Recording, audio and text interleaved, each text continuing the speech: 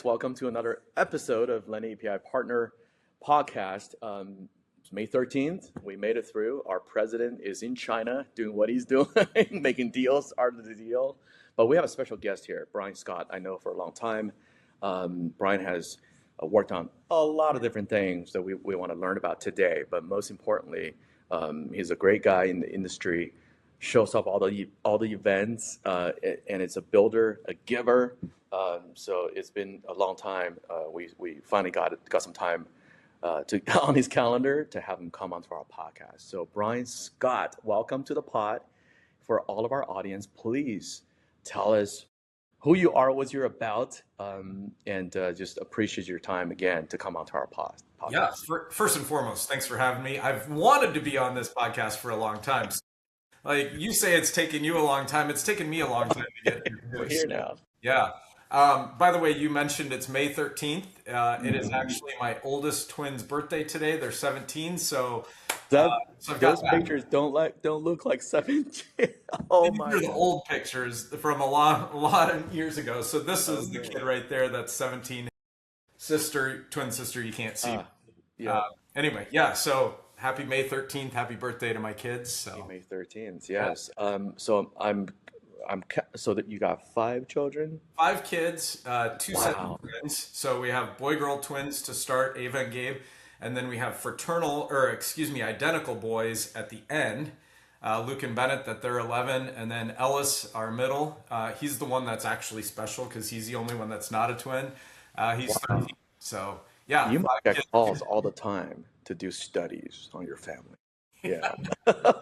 Are you a twin? Studies on my wife. She's the one that's here taking care of them. As you mentioned, I'm out on the road a lot at conferences, so she's the one that should be studied. So. Yeah. Well, all of our wives needs to be studied. Right. Yeah. Oh my God. But are you a twin?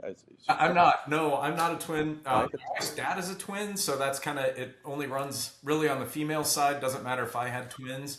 But the identical twins, our last ones, fluke in nature can happen to anybody. So wow, twin lottery if there is such a thing. That's that's a blessing. It is. That's a true blessing. And 5 is a lot. I have 4. 5 is a lot. I'm about to jump out of this window, but 5. I need to call you for some advice afterwards. But driving on the interstate, anybody who's driving faster than you is the idiot. So anybody who has more kids than you is like, I had the good sense to stop at 4, you could say. Yeah. You know, sometimes I see these like bumper stickers. Got a wife, 4 kids. Get out of my way. I don't care.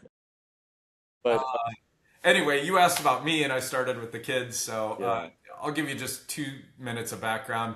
I've actually been in payments and credit unions literally since I was 18 years old. My freshman year college internship at Drake University was at a company doing credit and debit card payments for credit unions, a company called the Members Group. So wow, I was employee number 29, so it was kind of like a little startup then.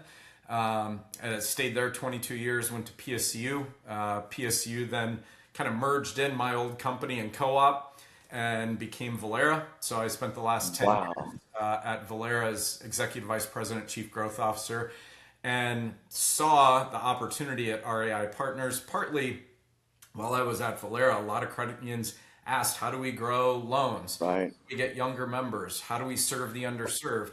Right. Saying use your credit cards as a way to do that. And, credit cards are a riskier proposition. Sure. Most credit unions are pretty risk averse, so they were staying away from it, and saw the opportunity to help co-found RAI Partners. So Ed Pruce and Jay Kirian are my other co-founders. Yeah. We kind of started the company together. I know this is not a plug for LendAPI, but RAI Partners was LendAPI's first client, I think. Yeah, the very first one. Thank you.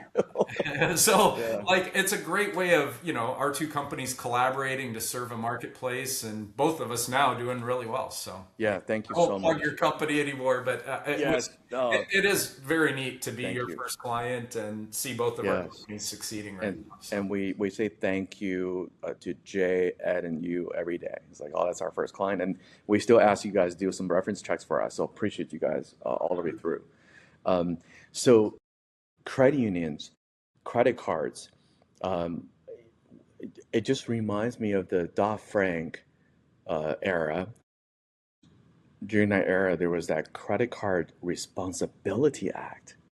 If you remember that, it was specifically addressing credit card companies, Capital One, for what it's worth, right, gotten a little aggressive with collections and fees.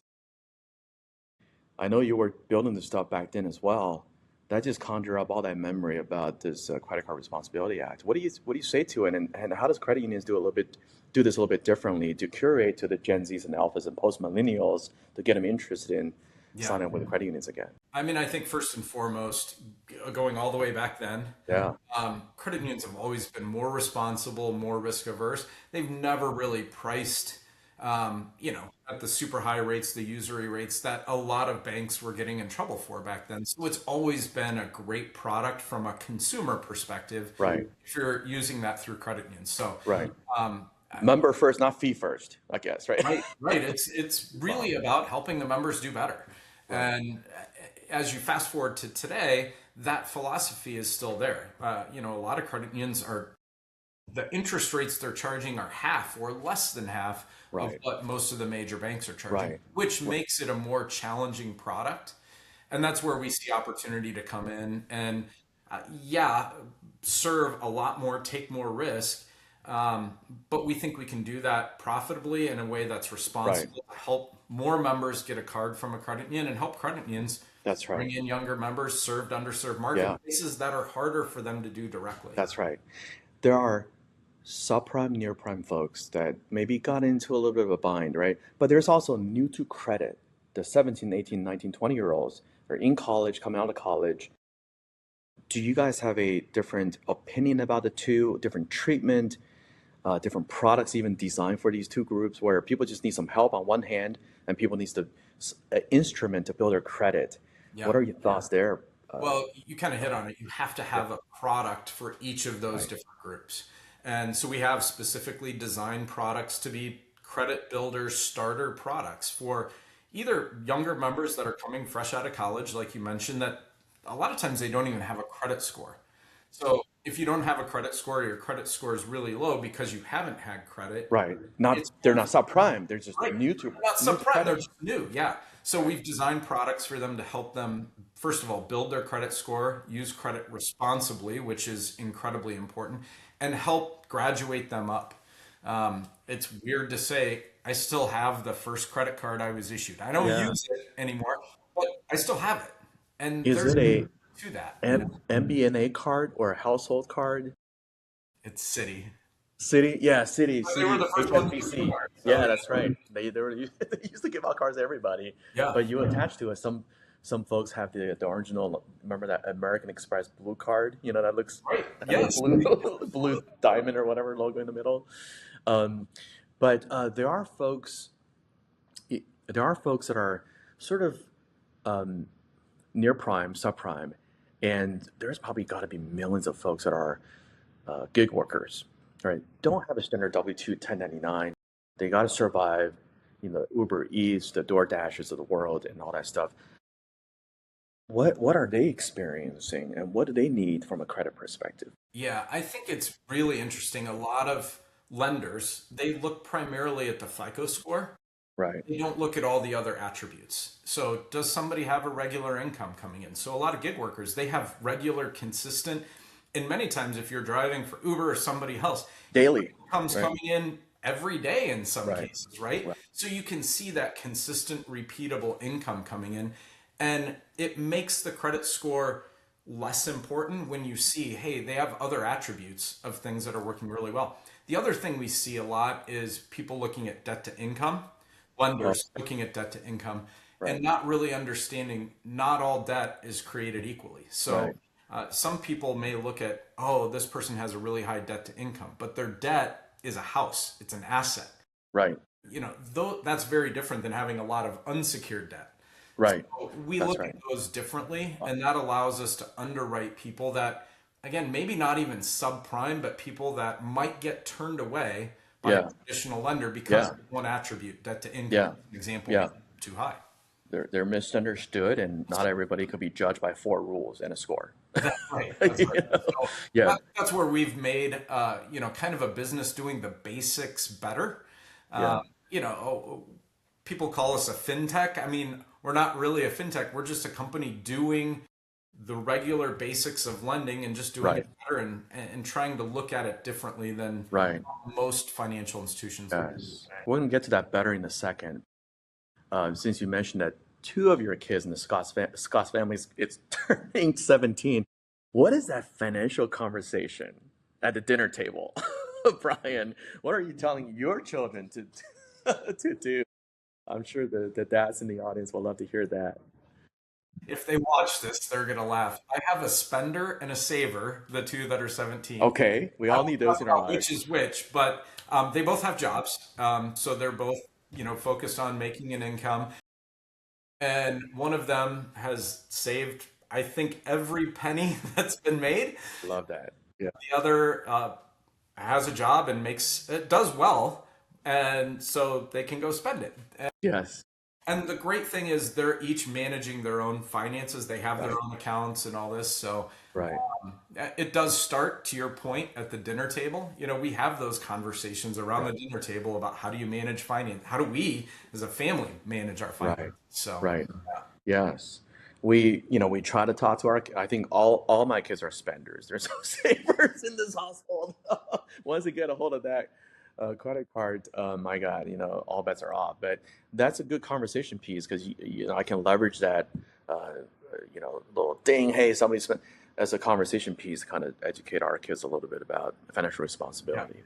And they don't probably 99% of that just goes right right out the other year.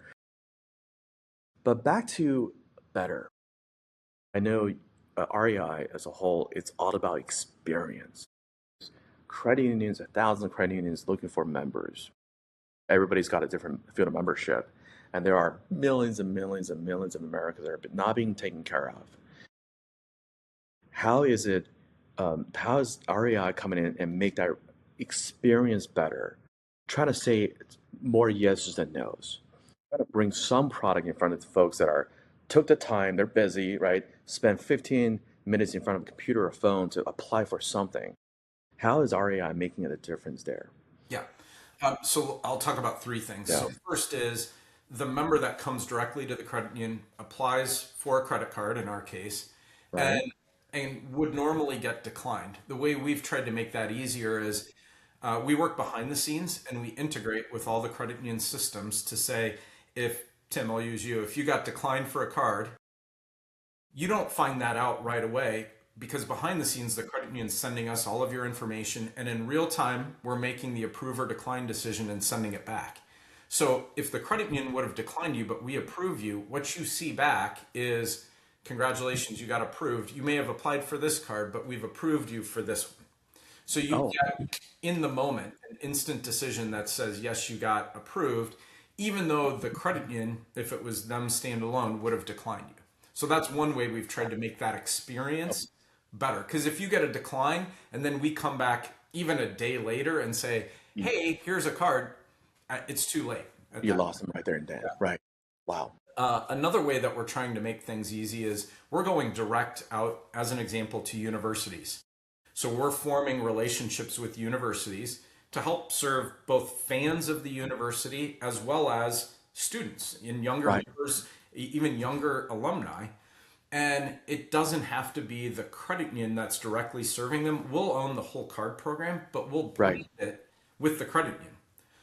Got it. Yeah. We own all the risk. We own all of the cost of that whole relationship, but we'll brand it with the credit union.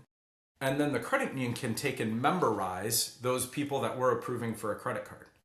And so it's a way different way of bringing in new membership to the credit union. So those are two ways that we've really tried to make that easier. The third we kind of talked about earlier is we have products specifically designed. We have seven actually different products if you include business and corporate cards.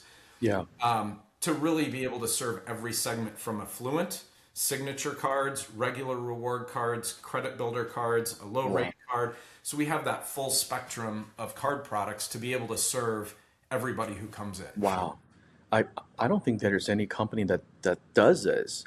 I don't either, which is why we started. Wow. Because we looked across the market and we couldn't find it was a gap, and it's not Yeah. sexy. It's not a, we built a new whiz bang technology product. It's just doing It the just basics better. needed to be done, Yeah. right? It just lots of inefficiencies, right? And everybody in this whole ecosystem struggles, right? The students, I guess the folks that had a decline letter, right, and the credit unions, you just elevated everybody. Yeah.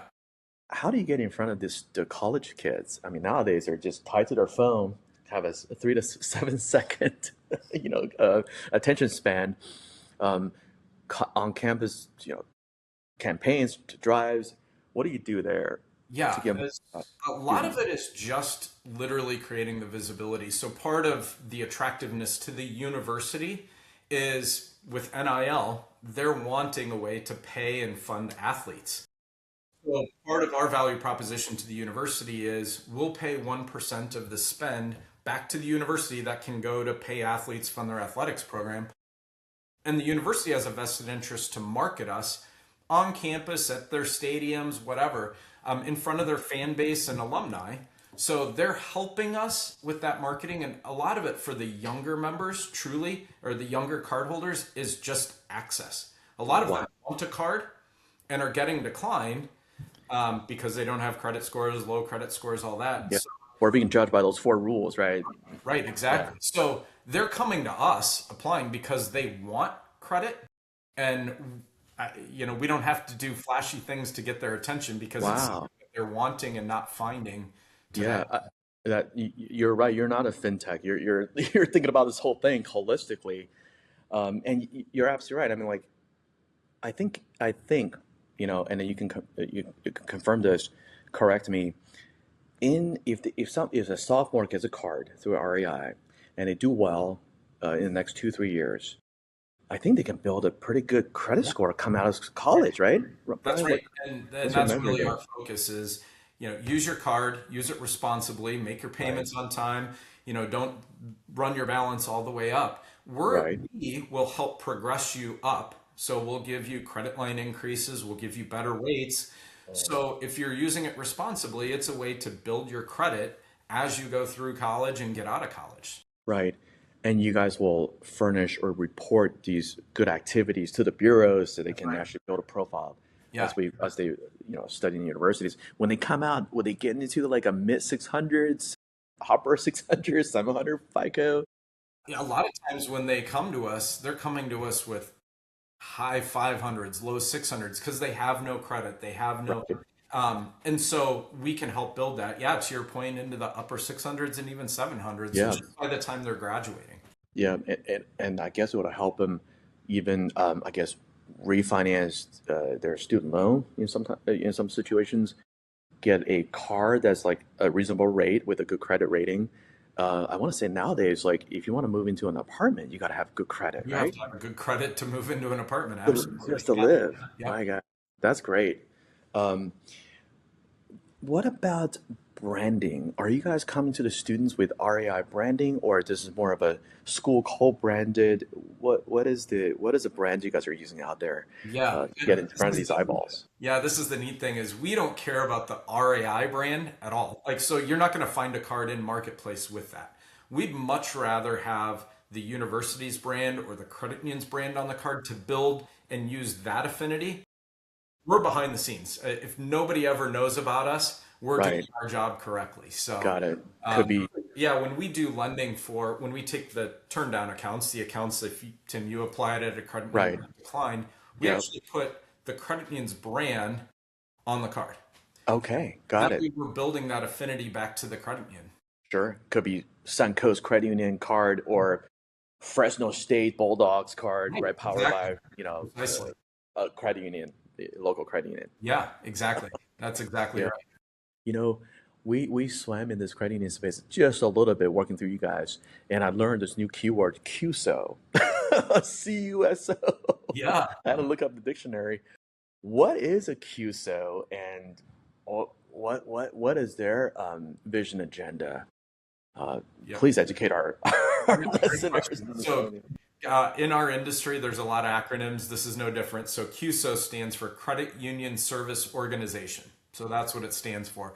And it's really businesses that are owned by, started by, and primarily serving credit unions. So most Okay. CUSOs are in some way, shape, or form funded and owned by credit unions. Right.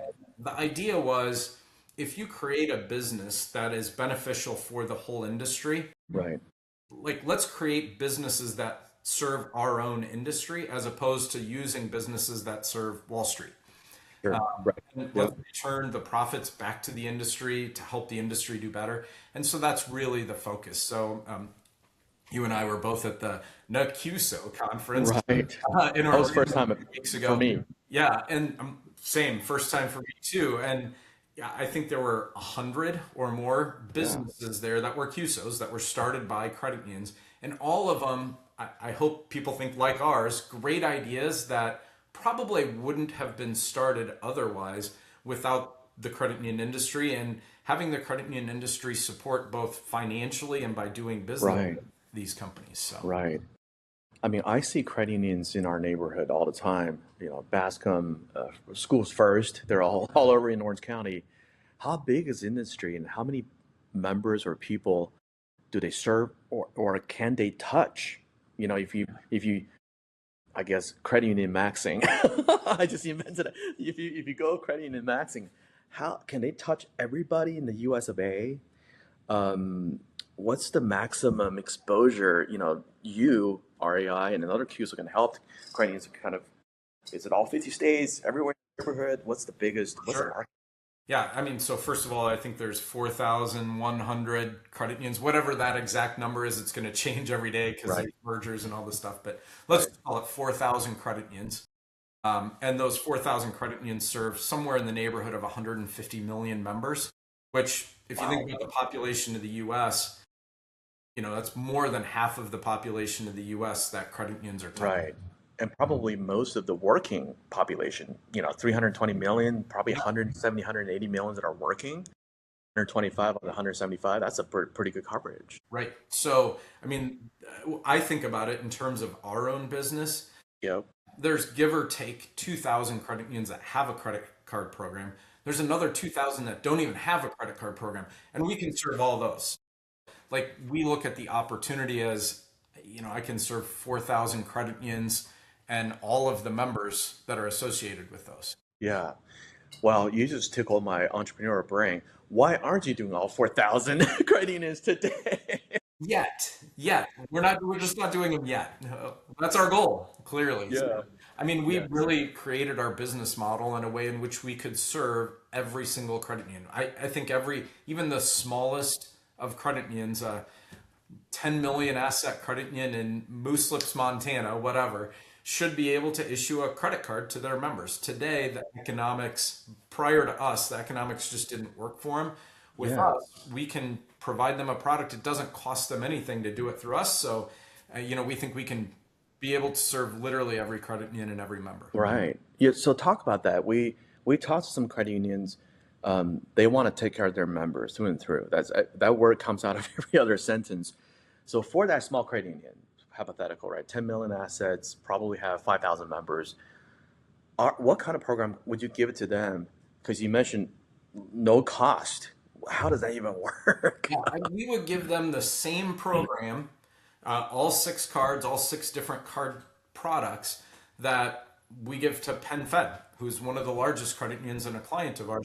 It'd be the same product suite. And we do that because we have to be able to serve every single member with a card. So even the smallest credit union has affluent members all the way down to, New to credit. yeah, Right. Do you literally say, hey, here's the apply button, put it on your website, that's and we right. take care of everything, right? That's right. Servicing the whole thing, underwriting the whole thing. Wow. And they will take obviously a revenue stream so they can pay for a couple of people to kind of manage a program on their side to get it started. Yeah, we do all the work too. So there's literally, outside of putting the link on your website, or if you already have a program, just integrating behind the scenes, we just need 9 fields of data. Like Right. that's all it takes to get Right. started. If it's turned down, right, or I guess you engage with the universities to kind of fan more members into their thing, or just put a new credit card program on their website. That's exactly right. Yep. Wow, that sounds easy, too easy. Um, you know, we Hire I you wa- to be in Salesforce. yeah, right, yeah. Um, wow, that's great. Congrats. Love that. Um, the other day I got an email from a credit union in Latin America, Hmm. and I started looking at this stuff. There are credit unions everywhere. This is not a concept unique to the U.S. Yeah, Australia is a huge Australia. market. Europe, there's a ton of credit unions.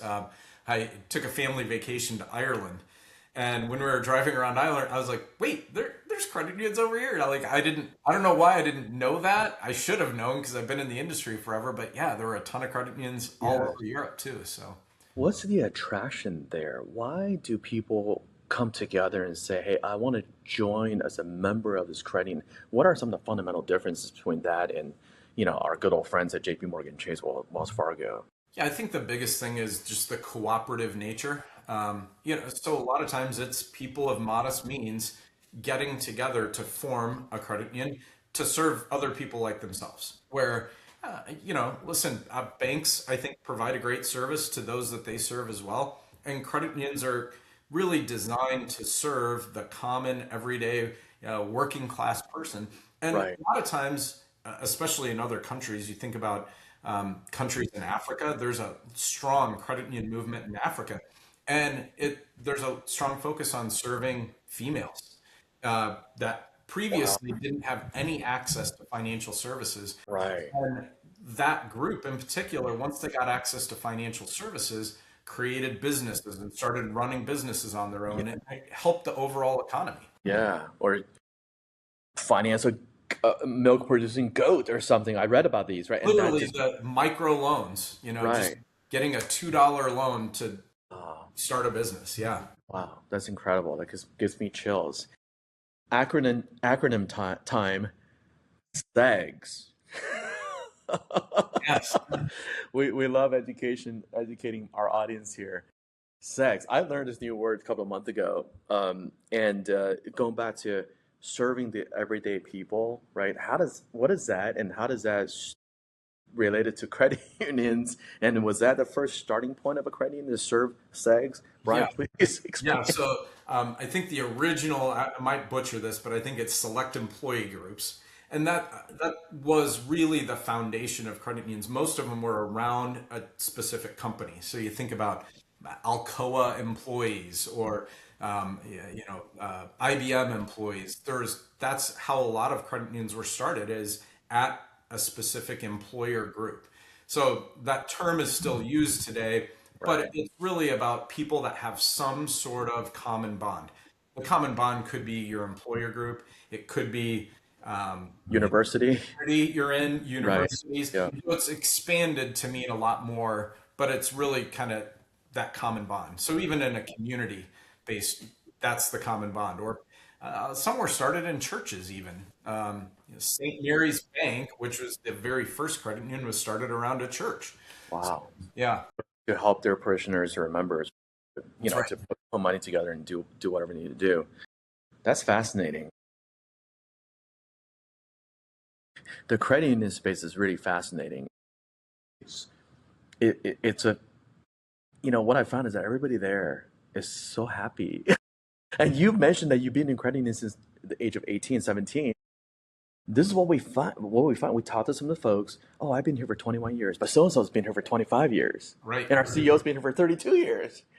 What's the attraction for people to actually work at credit unions? Is it just I just want to serve people? They're that servant kind of a mentality, Yeah, I think that's it. I mean, it's truly, people helping people. It's you're feeling like I'm doing good for my community, not necessarily doing good for shareholders, right? which isn't bad, but I'm Right, really here to serve the people in my community or my different groups, and I feel like I'm providing a valuable, necessary, needed service, and I'm right, not doing it to make a profit. Yeah, we have to right, be profitable, we have to make money to be in business, but that's not the primary focus. right.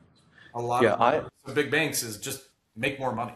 yeah. I think our family's a member of a credit union, DCU, And you're right. I think every year we get like a distribution. Right. I'm Yes. like, why is my bank giving me giving me money? Because I haven't really done a whole lot. Sorry, DCU, but every year you get a cup of coffee worth of distribution. That's fascinating.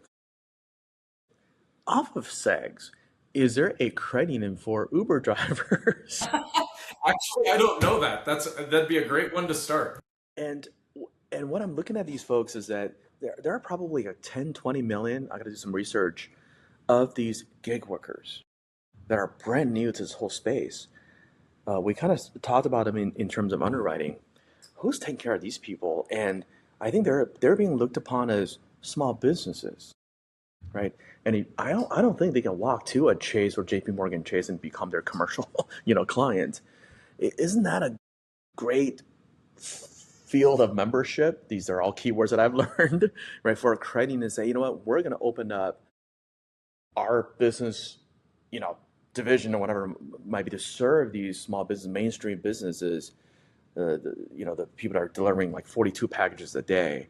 Who's taking care of these guys?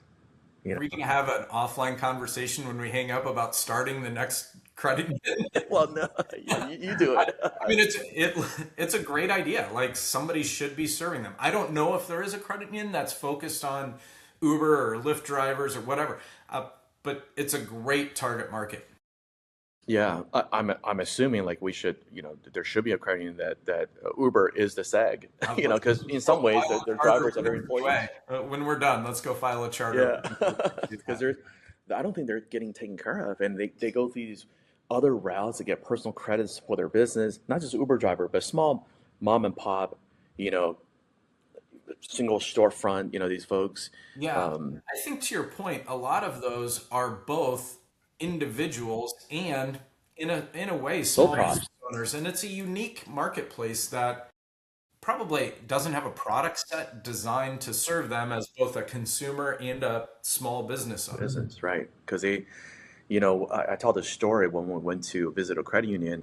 I jumped into a car and we started talking. The first thing he found out was that I'm going to see a credit union, and is the credit union that he actually is a member of.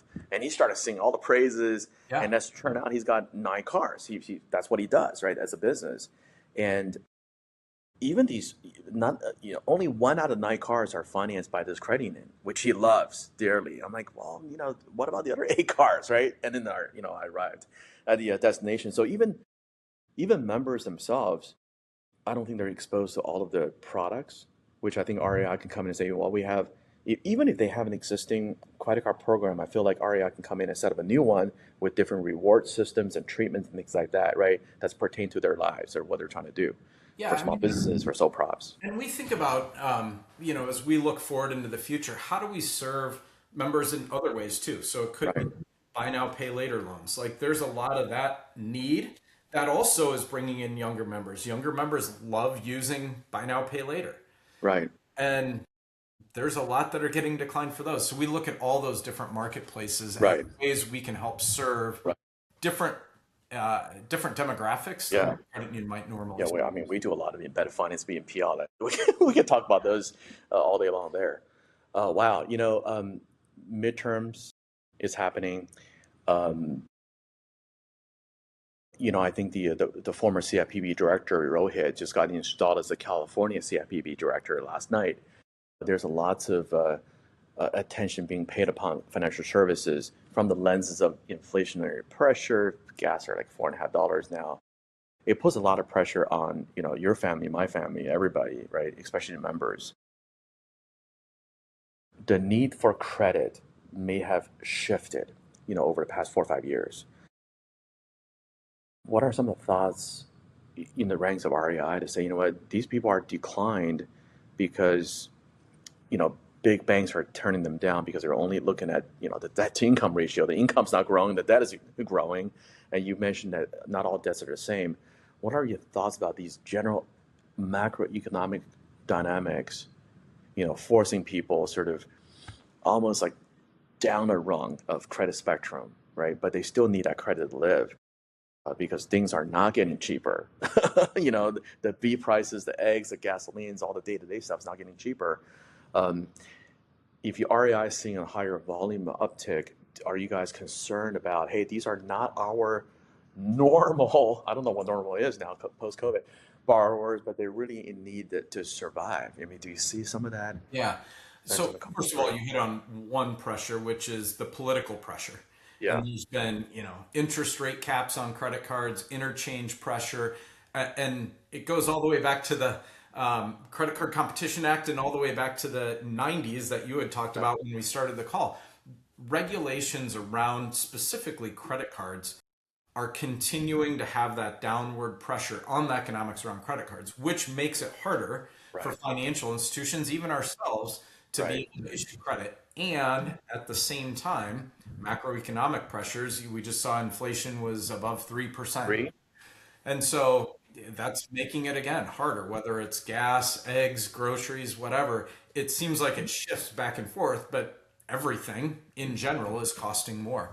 And Right, that puts pressure on people too. So part of that is we have to be responsible with giving credit because we don't want to put people in a worse situation because we right, give them too much credit or encourage them to use credit when they shouldn't. But right, we also recognize that they need access to credit too, right, build right, credit scores, and sometimes they need it for short-term needs. And we want to be that outlet to help them responsibly use credit and manage it and have right, access to it when they need right, it. So right. there's a lot of those difficulties going on, and we are constantly watching Mhm. both the political landscape and the macroeconomic landscape to know kind of where are we going. So Yeah. it's a And difficult thing to navigate.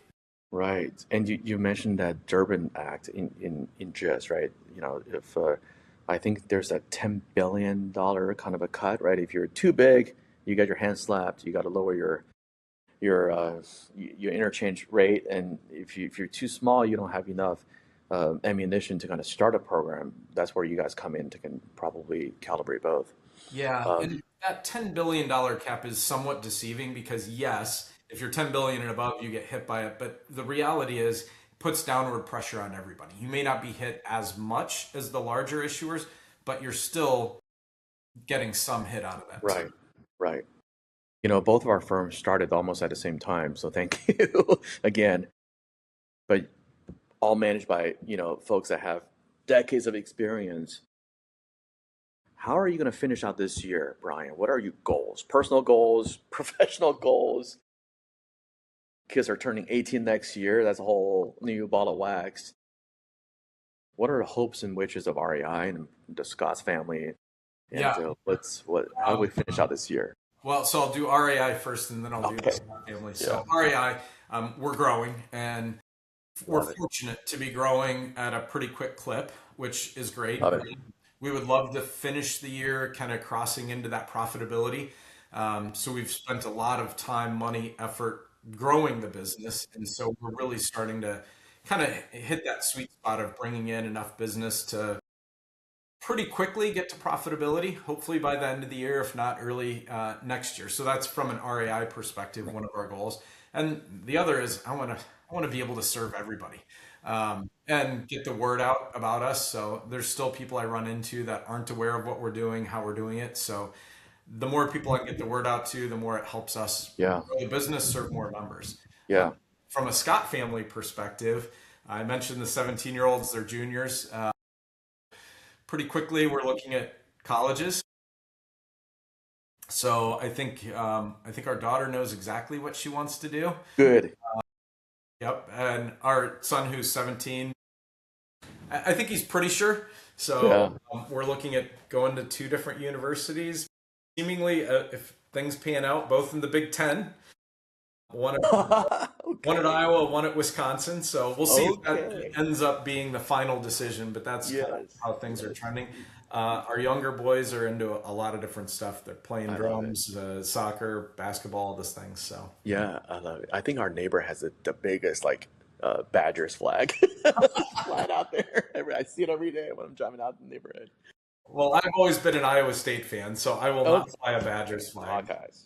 We're a Yeah, Hawkeye flag. a Hawkeye fan. That's awesome. That's great. Well, I will see you at some of these conferences, and if people want to meet you, are we talking about GAC? Is that GAC is happening again, right? I mean, I mean, that'll be back in February, but there's a Oh, bunch February. happening before that. So I'm sure we'll see each other on the road. I want to Yeah, come to California, Southern California, and see your offices. So come on I'm down. going to make it a Yeah, point we're to get here. out there soon.